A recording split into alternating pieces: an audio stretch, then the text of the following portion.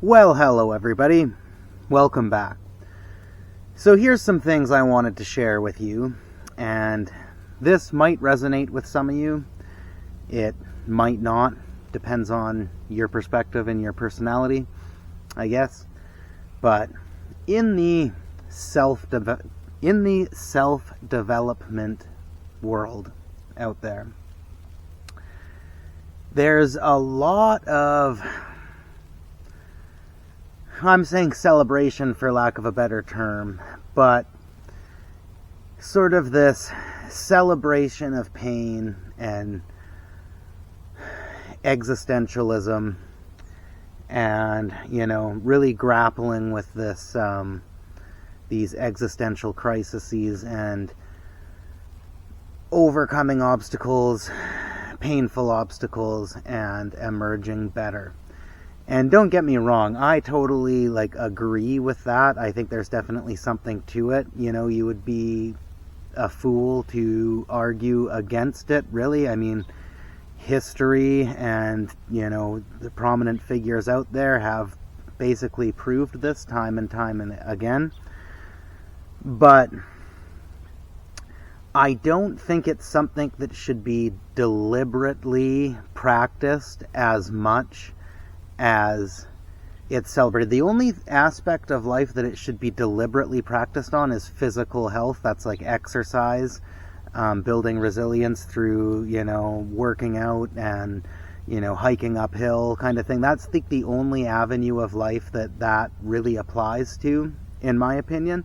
When it comes to mental and emotional stuff, I think it's a terrible thing to deliberately induce. I often have this little saying that I say to myself, as I say, feel it, but not existentially.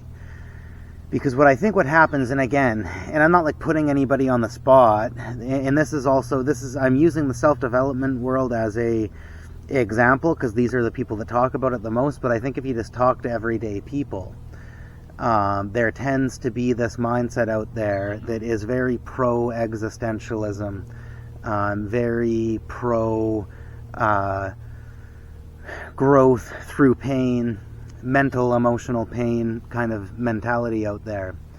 And I think if you were to ask most people where their best work comes from, whatever that might be, whatever sort of creative thing they're into, just even if it's not creative, just whatever they're into, excluding physical exercise, because I already said that's the only avenue that you want to go that route with. If you were to ask them where their best work comes from, most of them would, and I'm not saying most, not all, but most would delusionally say that it came from pain, that it came from an existential crisis.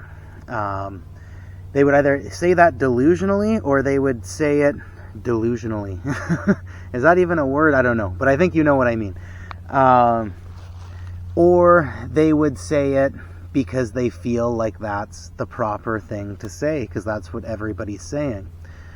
And I'd argue that's bullshit, and it's completely not true. I think your best work, the best days that you have, the best connections that you make with other people, the best creative work you can ever do, comes from when you have a calibrated, calm mind, when you are feeling good.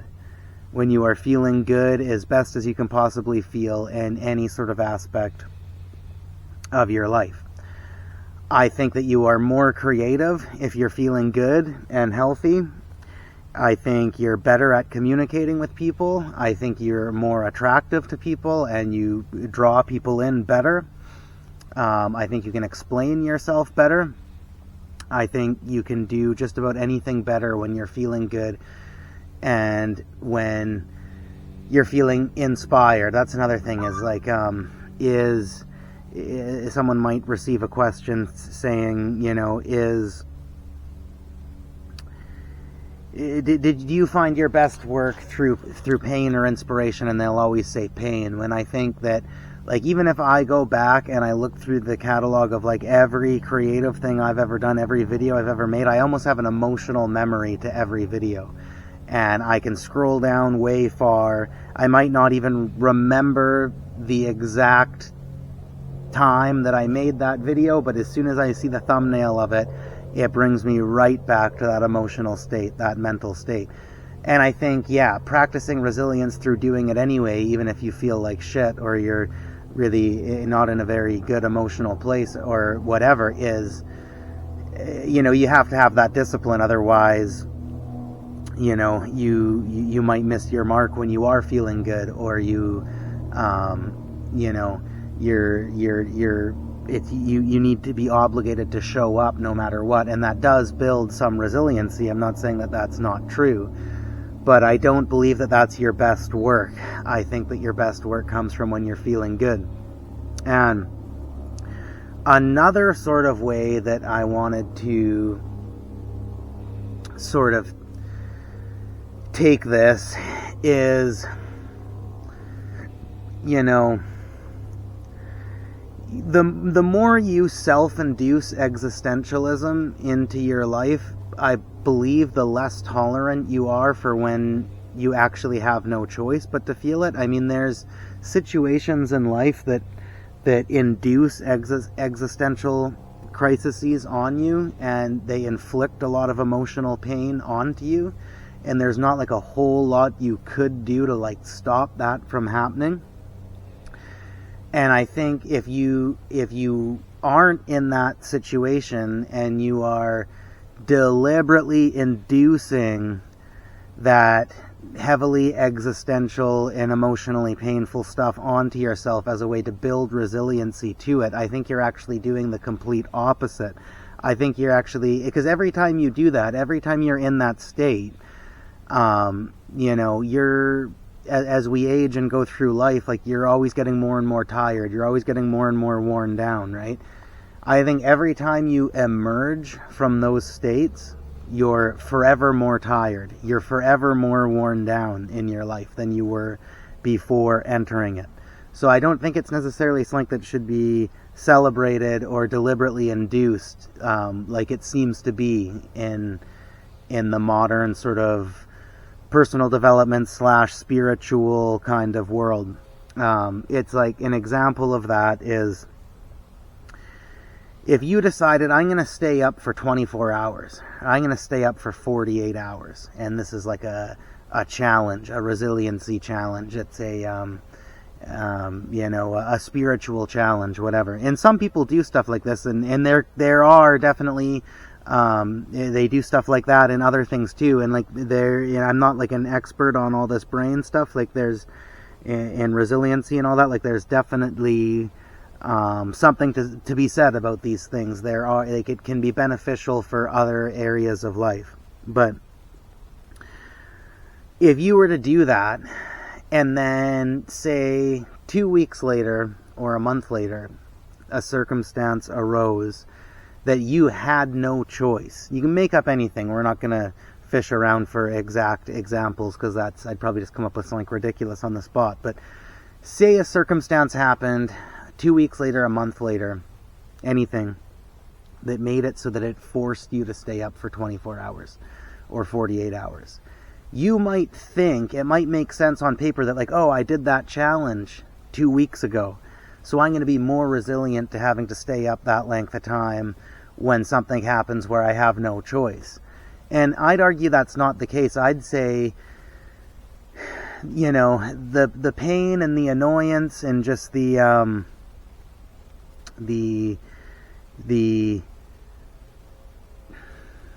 what's even the right word? Just the inconvenience, or just the overall discomfort of doing it. It was at the time that you self-induced doing it, will actually make you less tolerant of it coming, because at least you're in control when you do it then. Like, no matter what, you can always pull the plug, like, you're in control, and so, but you believe it's a challenge or whatever. I think that if the circumstances arose where you did have no choice and you weren't in control anymore, you would be less tolerant of having to deal with it, because you already dealt with it 2 weeks ago or a month ago. And the fact that then you had control over it and you thought you were kind of cool for doing it, and this other circumstance came up that's completely out of your control, and you don't feel very cool doing it, I think it would almost, in a strange way, it would almost doing it as a challenge would almost boost the ego and almost entitle you a little bit to feel less tolerant of doing it when you have no choice but to do it. So I don't think that in the spiritual community and the self-development community it's necessarily the best advice to always be telling people to embrace emotional discomfort, to embrace existentialism, and to always challenge their mind, to be always going in these dark directions and learning about the deep, dark aspects of the human mind and soul and all that, because for one, I mean, straight up and simple, it's not worth your time. You may as well feel as good as you can, as often as you can, and enjoy that and have a good time. Like, really, at the end of the day, like, what's really the point of all that shit? And also, there are things in life that happen sometimes, and that can happen, that force you into those states of mind, that you have no choice. And I think if for the most part you're feeling good and you're not feeling things existentially, you're not feeling emotional burdens all the time, and those things come upon you, you're probably just naturally more resilient, naturally more just like able to step up and deal with it when you have to deal with it, and get through it, than if you're always challenging yourself with it and tiring yourself out with it all the time. So those are just some thoughts. It's definitely, at least where I live, it's rampant too. And I mean, and I know, like, when I say personal development, like, I'm talking about the podcast, I'm talking about the YouTube influencers and the vlogs and blogs online and all that, but it's also something like where I live, there's a huge spiritual community here.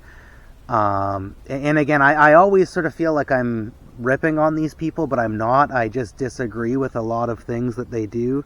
There's a lot of people, spiritual community, to the experimental substance sort of psychedelic type community here, and just a lot of, even in sort of like the sports world and that, it's used a lot, which, like I said, I already said that I agree that physical health is the only time that the hardcore shit and building resilience through doing that is what you want to do, because it's the only way you're going to get more physically healthy and gain more muscle and lose weight, whatever you're trying to do.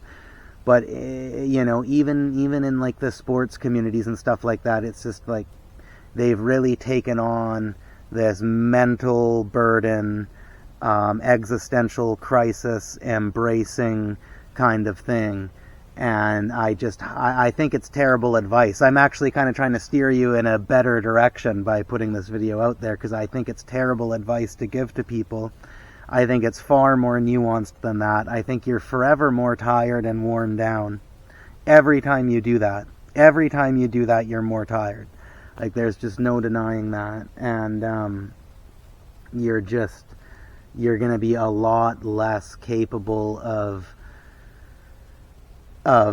dealing with things that are out of your control if you're constantly, subconsciously boosting your ego by doing these challenges, these mental, emotional challenges that are all under your control at the end of the day. They might, once you're in that terrible state, it's not necessarily in your control anymore of when you're going to come out of it, but it's in your control that on this day, at this hour, when the moon's doing this or the stars are doing that, or at this sacred spot of the land or whatever, that we're all going to go do this, and it's all under your control. And then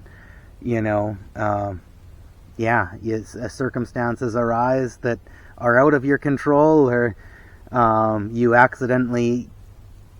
someone accidentally poisoned your bloody food and your mind's all fucked up and it's not in your control anymore, then you're going to be less tolerant of that. You're not going to be more tolerant of it because you did these challenges or you do the spiritual journey kind of stuff. under your own control. You're going to be less tolerant of something like that simulates the same thing outside of your control because you're used to doing it under your control all the time. So I won't ramble any further about it, but that's just something I really wanted to get out there, and I hope it helps you guys out. Anyway, hope you have a great day. Hope you're feeling good and well, and if you're not, get that fucking mind equalized and get out of all that shit. And you can come hang out here with me and have a good time. All right?